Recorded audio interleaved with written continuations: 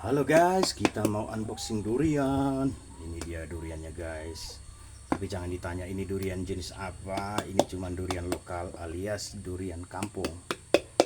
Kalau kita lihat video para suhu durian, kayak di Durian Traveler, kalau unboxing durian tuh kayak gini guys. Dipukul-pukul, biar isinya tuh jadi keriput. Katanya biar keriput kayak kulitnya aki-aki atau kakek-kakek guys. Katanya kalau durian itu yang bagus harus keriput isinya. Oh iya, aku lupa pakai sarung tangan guys. Ini harus dipakai guys, biar tangan kita tuh nggak sakit.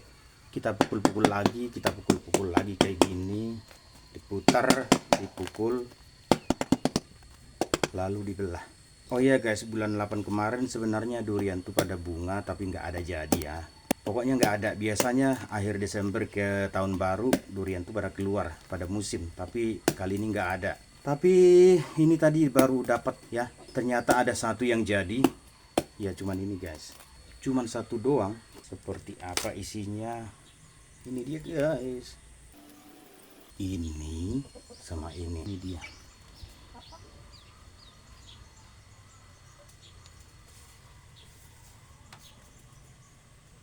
Ini duriannya, durian lokal asli Sumatera Utara.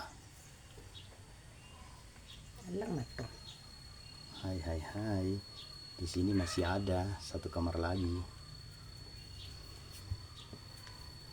Kita mau review dulu ya.